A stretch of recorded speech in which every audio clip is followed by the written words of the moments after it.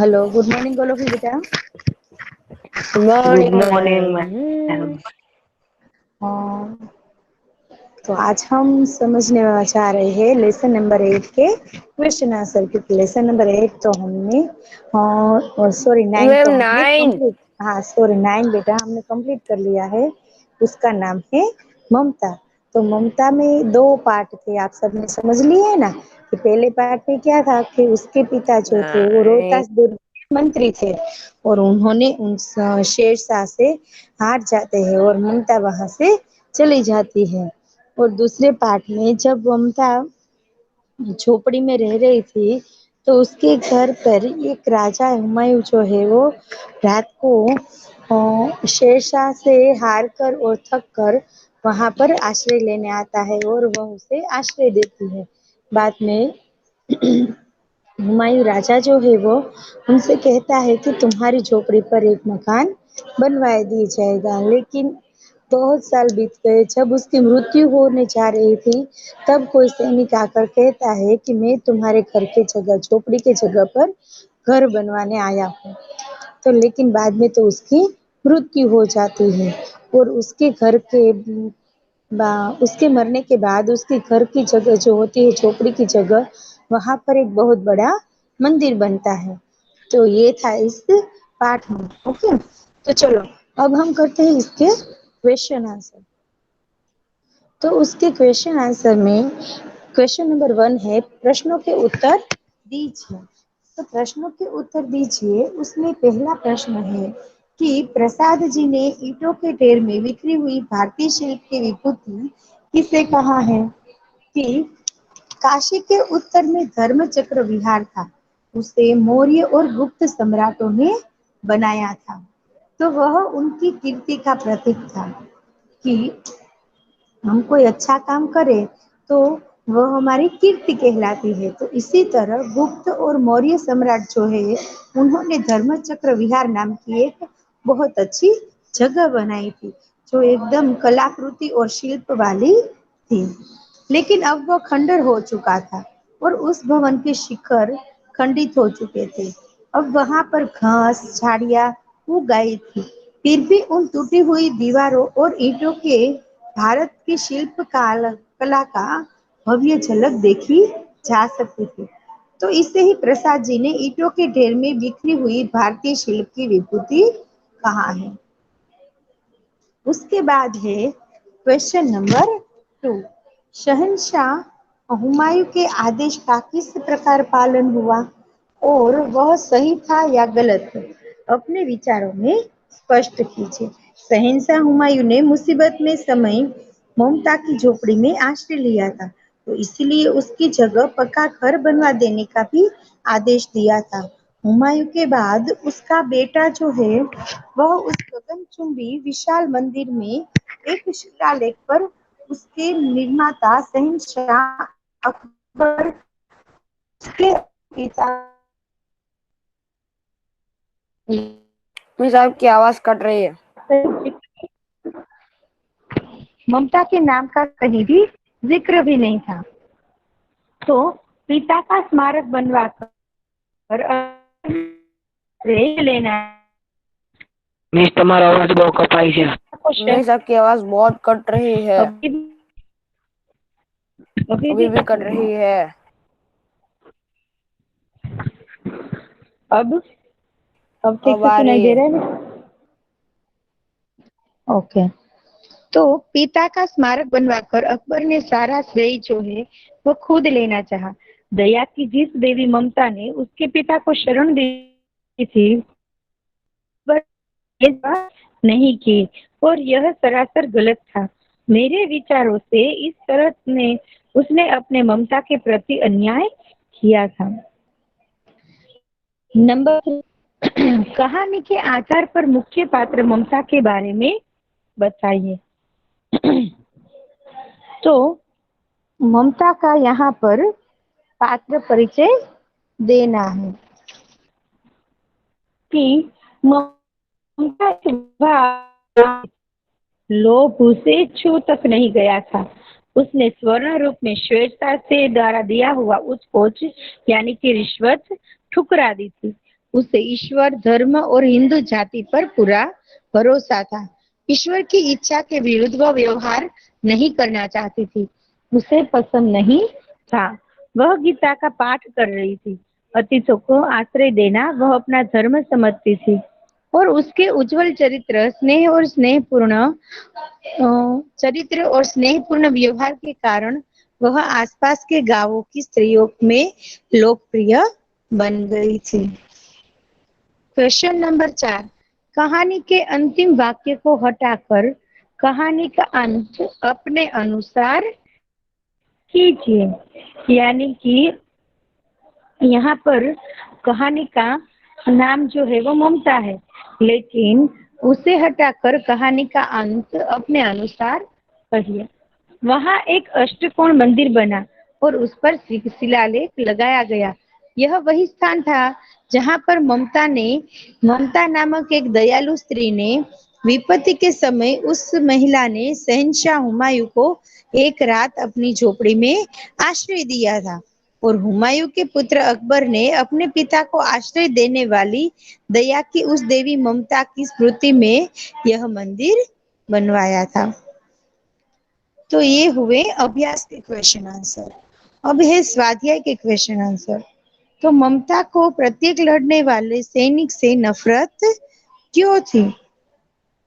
तो वह जो था वो विधर्मी शेरशाह के आतताई सैनिकों ने ममता के पिता का वध किया था। यानी कि जो धर्म के विरुद्ध था, ऐसा शेरशाह व्यक्ति जो था उसने उसी ने आतताई सैनिकों ने ममता के पिता का वध कर दिया, यानी कि उसको मार डाला था। तो उसी घटना के कारण ममता को प्रत्येक लड़ने वाले सैनिक से नफरत थी। उसके बाद है नंबर 2। ममता की झोपड़ी में आश्रय मांगने कौन आया था? तो चौसा युद्ध में शेरशाह से हार कर शहंशाह हुमायूं आश्रय मांगने के लिए ममता की झोपड़ी में आता है। उसके बाद है नंबर 4। घोड़े पर सवार होते हुए पथिक ने मिर्जा से क्या कहा? तो घोड़े पर सवार होते हुए पथिक ने मिर्जा से कहा कि इस महिला की इस झोपड़ी के जगह तुम उसे अच्छा सा घर बनवा देना, क्योंकि इसकी झोपड़ी जो थी वो एकदम कच्ची झोपड़ी थी। तो इसीलिए यहाँ पर उसे पक्का मकान बनवा देना, क्योंकि मैंने विपत्ति में यहाँ पर विश्राम पाया है, इसलिए। उसके बाद है नंबर 3। अकबर ने अष्टकोण मंदिर कब और कहाँ बनाया था? तो अकबर ने अष्टकोण मंदिर जो है वह ममता की झोपड़ी के जगह बनाया था और वहां पर ममता ने थके और हारे भयभीत हुए हुमायूं को रात में अपनी झोपड़ी में आश्रय दिया था।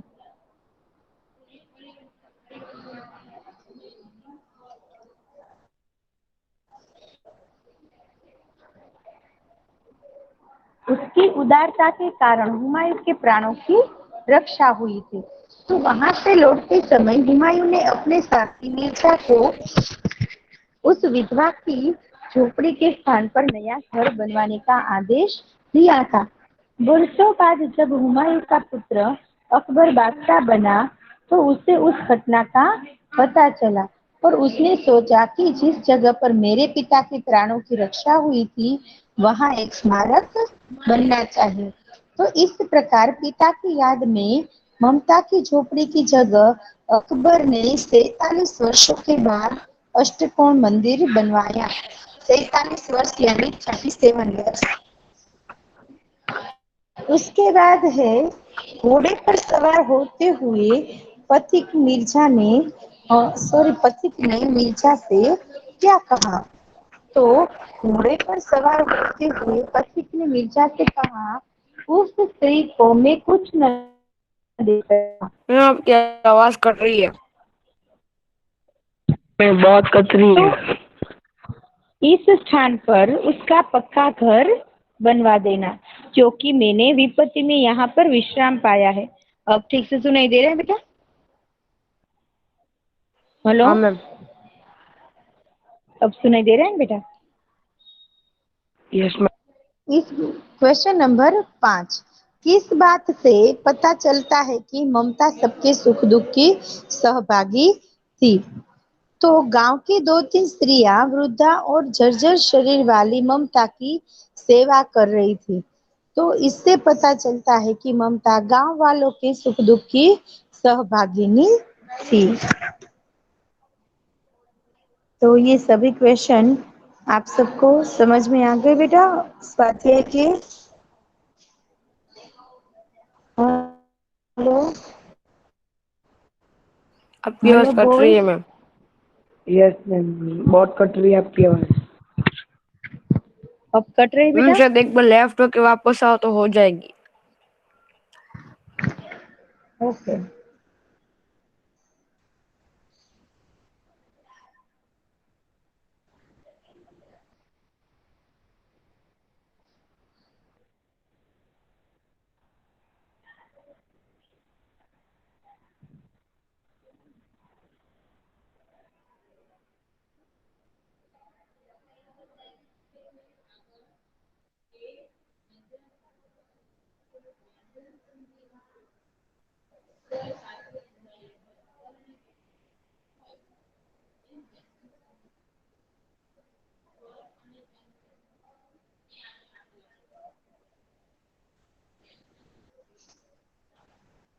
Hello,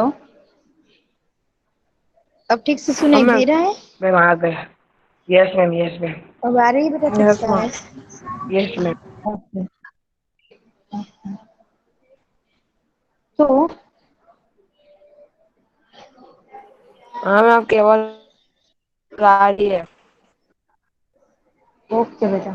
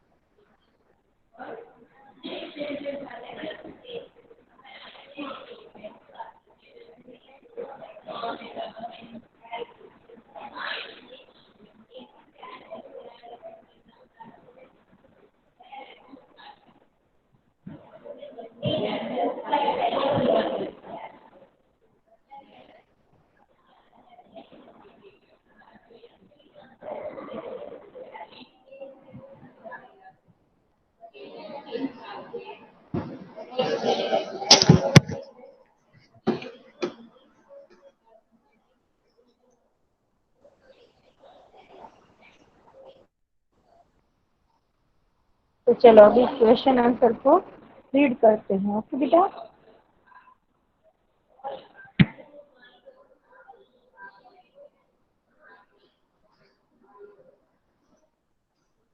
Saqib,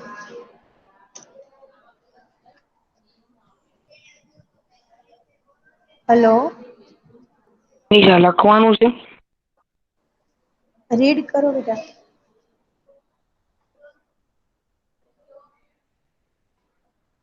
hello Mohammad, hello. हाँ मिस बोलो। हाँ, ये क्वेश्चन आंसर रीड करो बेटा। ओके मैम, कौन सा वाला? हम्म, ये सब कौन सा वाला?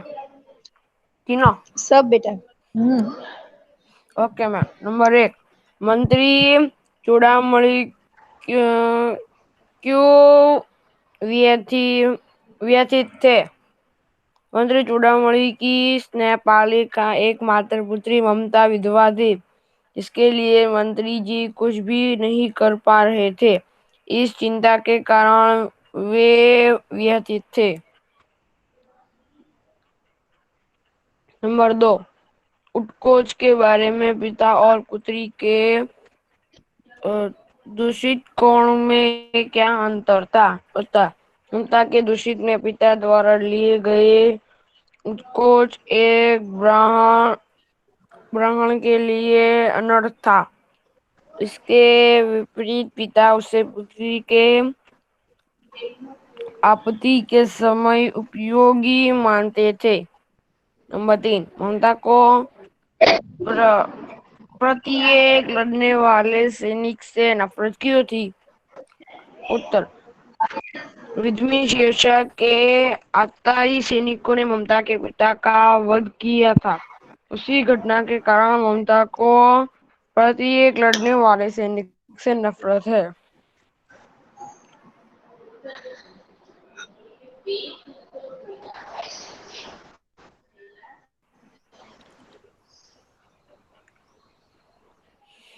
ममता ने पति को चलो आश्चर्य क्यों दिया?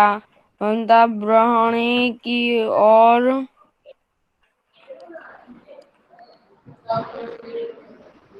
अतिथियों का देव मानकर सत्कार करना अपना कर्तव्य समझती थी।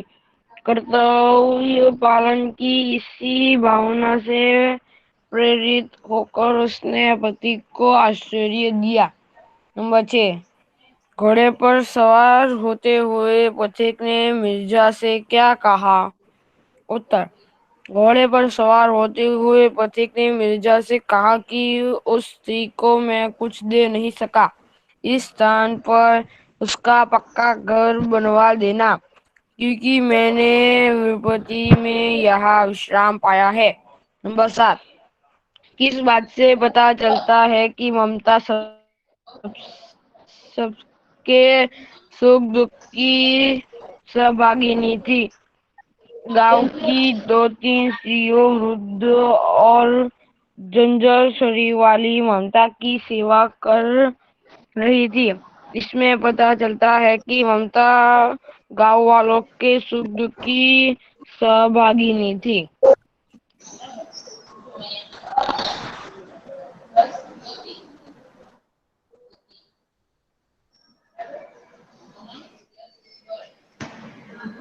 ममता की झोपड़ी में आश्रम मांगने कौन आया? उत्तर, चौसा युद्ध में शेरशाह से विपिन होकर शहंशाह हुमायूं आश्रय मांगने के लिए ममता की झोपड़ी में आया। नंबर 6, ममता ने किस धर्म का पालन किया? उत्तर, ममता ने अतिथि देव का सत्कार करने के धर्म का पालन किया। नंबर 7, हुमायूं ने मिर्जा को क्या आदेश दिया? उत्तर, हुमायूं ने मिर्जा को ममता के लिए घर बनवा देने का आदेश दिया।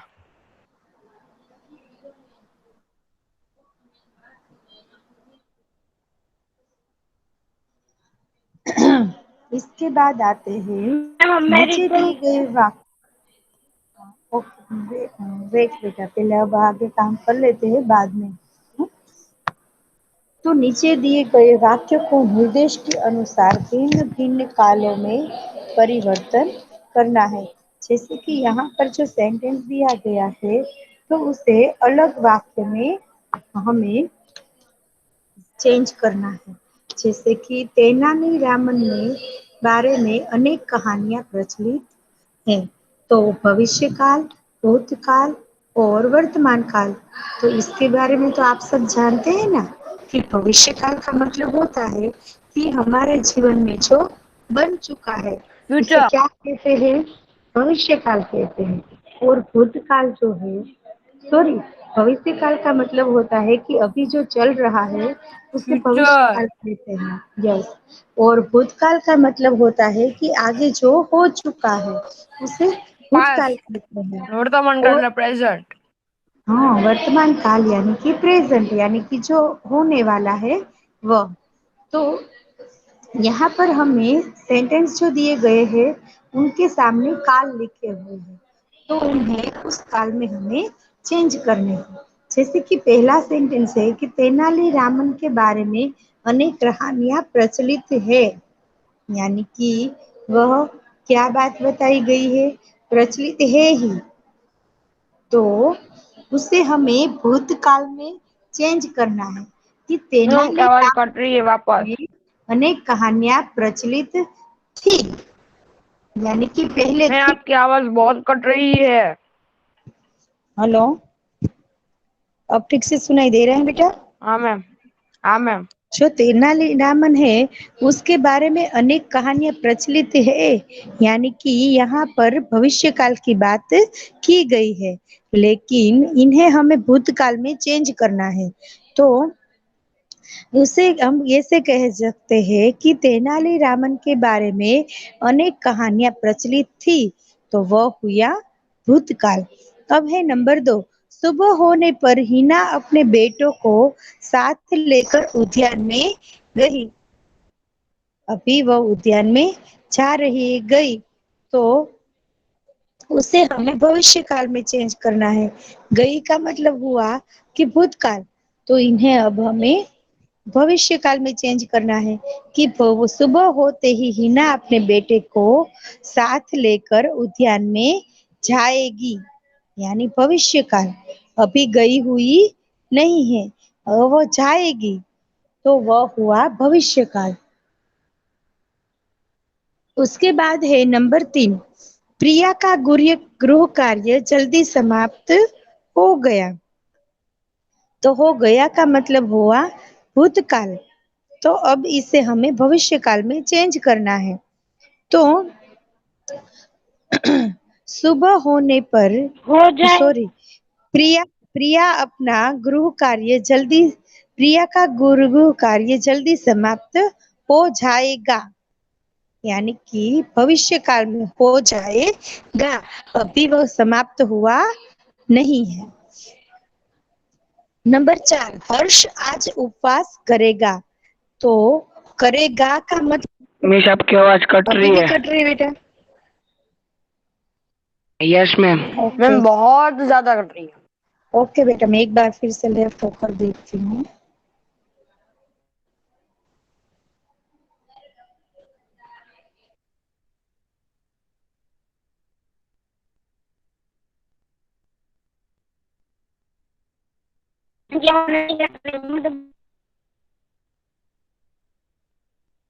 हैं?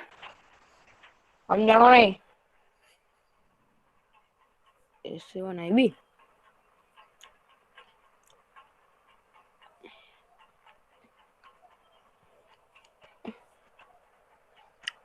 हेलो।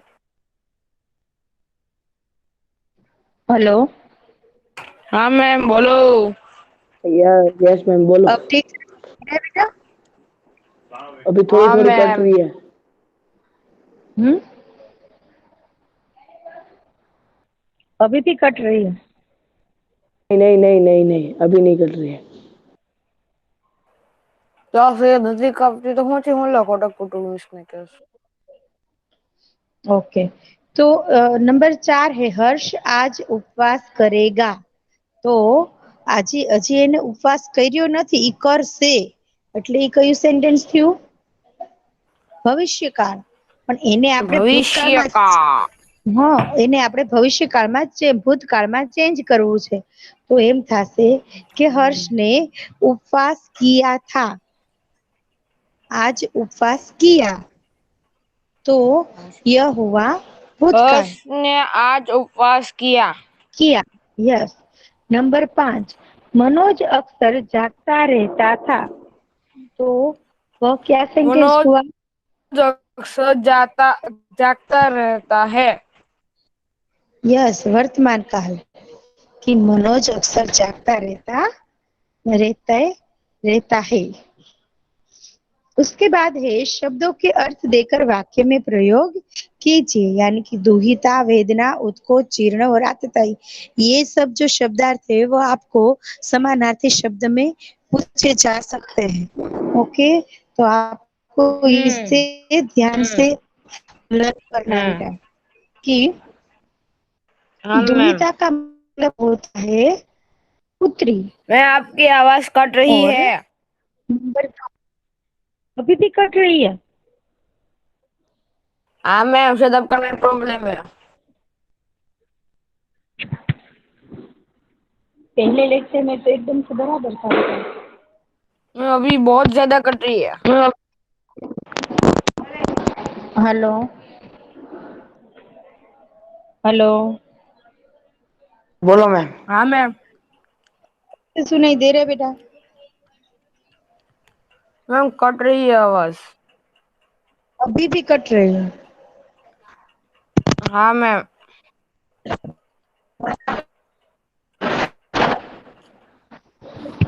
अब हाँ, अब अब बराबर सुनाई है। दे रहा है बेटा?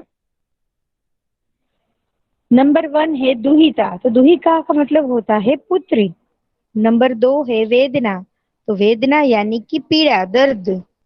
उत्कोच यानी रिश्वत। जीर्ण यानी पुराना और फटा हुआ। आतताई यानी कि अत्याचारी। इसके बाद आते हैं मुहावरा, जो आंख पर से, कान पर से, सिर पर से और हाथ पर से हमें बहुत सारे मुहावरे बनाने हैं। सबके ऊपर 3-3 मुहावरे बनाने हैं।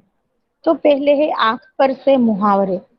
तो आपको मुहावरे में यहाँ से भी पूछा जाएगा कि मुहावरे का अर्थ दीजिए। तो पहले है आंख का मुहावरा।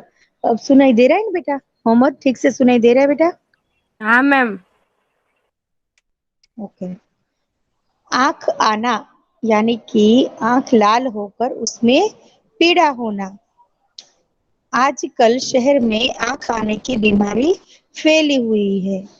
नंबर 2, आंख जाना यानी कि अंधा हो जाना। आंख फेरना यानी कि किसी की उपेक्षा करना। तो समय बुरा आने पर मित्र भी आंखें फेर लेते हैं। मिस बहुत आवाज कट रही है आपकी। अभी भी आवाज कट रही है बेटा? नो मैम, बराबर ही आ रही है। तो उसके बाद बराबर आ है रही है। कान। कान देना यानी कि ध्यान से सुनना। उसके बाद है नंबर 2, कान खाना यानी कि बकबक करना। नंबर 3, कान खड़े करना यानी कि चौकन्ना हो जाना, सावधान हो जाना।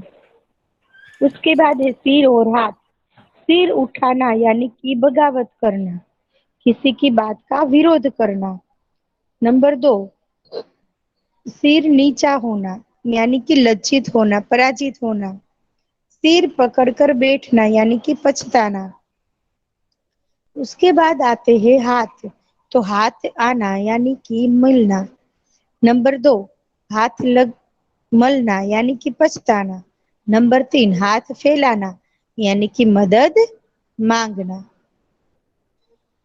उसके बाद है अब 2 कहानी है, लेकिन आप सबको इसे फेयरबुक में कहानी को लिखने की जरूरत नहीं है। एक ही है बेटा, 2 नहीं है। पर उस कहानी को आपको लिखने की जरूरत नहीं है। इसके बाद है एमसीक्यूज। मंत्री की दुहिता का नाम था समता, क्षमता, ममता या नमता। तो उसका नाम है ममता। ममता। मंत्री के साथ चांदी की थाल में लेकर कितने सेब खाए थे? 5, 12, 7 और 10। तो उसका आंसर है 10। 5। हम्म दस उसका दस। आंसर है 10। नंबर 3, पिता द्वारा ली गई रिश्वत को ममता ने क्या कहा? तो अपने पिता द्वारा ली गई रिश्वत को अनर्थ। ममता ने यस अनर्थ कहा। नंबर 4, उत्कोच ठुकराने पर मंत्री ने ममता को देश कहा यानी कि मूर्ख कहा। क्या कहा? उसने रिश्वत नहीं मूर्ख। ली, इसलिए मूर्ख। मूर्ख उसके कहा। पिता ने मूर्ख कहा। नंबर 5, ममता से आश्रय मांगने वाला मुगल कौन था? Humayun. Yes very good, Humayun. Number 6, ममता किस धर्म का पालन करना चाहती थी? वह मानव धर्म का पालन करना, अतिथि धर्म का चाहती पालन थी। करना चाहती थी। नंबर 6 में आंसर आएगा अतिथि बी। धर्म। ओके। नंबर 7, ममता कहाँ छिप गई थी? ममता मृगदाव में छिप गई थी। ममता की सेवा में कौन कर रहा था? गांव की कुछ स्त्रियां जो है वो ममता की सेवा कर रही थी। चौसा युद्ध के कितने वर्ष बाद ममता की मृत्यु हुई। 47 साल के बाद ममता की मृत्यु हुई, यानी कि आंसर डी। नंबर 10, अष्टकोण मंदिर पर बने शिलालेख में किसका नाम नहीं था? ममता का। Yes, very good. ममता। लगता है आप सबको ये लेसन जो है वो समझ में आ गया है ना? तभी तो आंसर दे पा हाँ रहे हैं। मैम। नीचे आंसर लिखी। मैं ओके आपने 3-4 आंसर तो आपने ही दे दिए। ओके। उसके बाद है रिक्त स्थानों की पूर्ति कीजिए। नंबर 1, वह विधवा थी, उसकी देश का अंत कहीं था, कहाँ था? तो उसका आंसर है विडम्बना। यस, विडंबना, यानी उसकी दुख का कोई अंत नहीं था। नंबर 2, ऐसा प्राय होता था, परंतु आज मंत्री ने मन में बड़ी दुश्चिंता। यस दुश्चिंता थी। नंबर 3, देश का पीलापन उस सुनहरी संध्या के सर्व। विकीर्ण में लगा, तो स्वर्ण यानी कि सोना। नंबर 4, हे भगवान, विपद के लिए इतना आयोजन। आयोजन। आंसर आएगा आयोजन। नंबर 5, परंतु यह दया तो नहीं, देश करना है। वो क्या कर्तव्य कह रहे करना हैं? है। बस मुझे इस पर दया तो नहीं आ रही है, लेकिन मैं अपना कर्तव्य का पालन करूंगी। नंबर 6, बुढ़िया के प्राण पक्षी अनंत में उड़ गए, यानी कि उसकी मृत्यु हो गई। आपने आंसर ही बोल दिया मैम, क्वेश्चन यस के साथ। यस। तो अब आप सबको आज मैं इसके क्वेश्चन के आंसर जो है वो आज भेज दूंगी। ओके बेटा? तो और मैम कहानी ये कौन सी स्टोरी, है? ये कहानी है वह सिंह और गुलाम की है, लेकिन अब मैं इसे इस कहानी को हम अपने सिलेबस में नहीं ले रहे हैं, इसलिए इस कहानी को अब हमें नहीं करना है। ओके बेटा? ओके। तो आज मैं आप सबको इसके क्वेश्चन आंसर जो भेज दूँ उस सब आप सबको कंप्लीट कर लेने हैं फेयर बुक में। और ओके मैम, ओके निबंध ओके। लेखन भी सबको देखना है, मैंने भेजे हैं। हेलो? निबंध है। हाँ मैम, निबंध, निबंध है। यस, मैंने निबंध लेखन भेजे हैं, वो आप सबको करने हैं बेटा। एक मिनट, मैम नॉट यार। अगले वेडनेसडे लेक्चर आएगा ना, तब हम निबंध लेखन समझ लेंगे। ओके बेटा? Okay ma'am, okay okay. Okay ma'am. Bye. Yes. Bye ma'am. Bye ma'am. Miss वो वेला वेला भी जाऊँ। मोहम्मद मुकेश। मिस वो वेला वेला भी जाऊँ।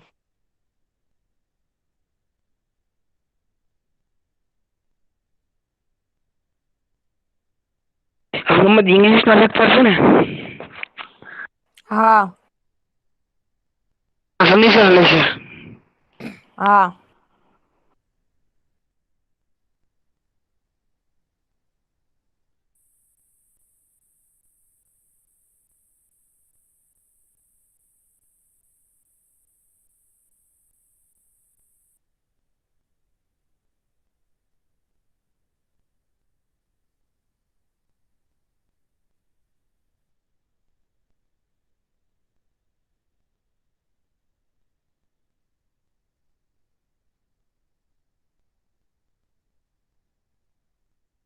मिस रिकॉर्डिंग तो बंद करो।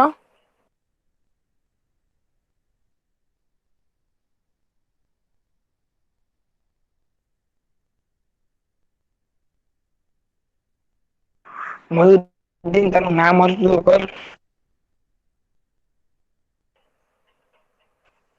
हो મોહિદ્દીન નું નામ તો હરકું કર. મોહિદ્દીન નું નામ નથી હરકું. ये वो છે એનું બેનનું નામ છે મુસ્કાન, એટલે મુસ્કાન રાની નાખીશ.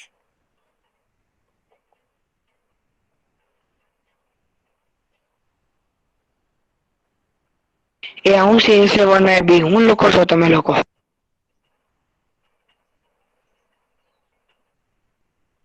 બધી વાતો જરૂર છે બધામાં.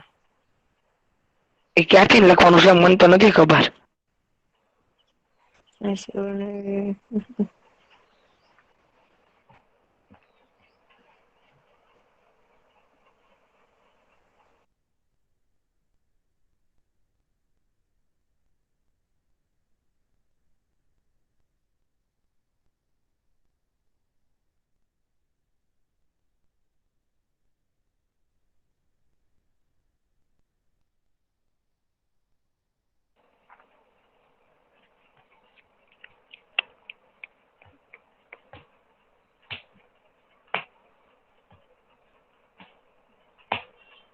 તો 7 જ જણા પ્રેઝન્ટ છે. હું એવું જ કેમ આવતું નથી કોઈ? વાર લાગે થોડી. 11 જણા છે. 10 આપલે ને એક હોસ્ટ.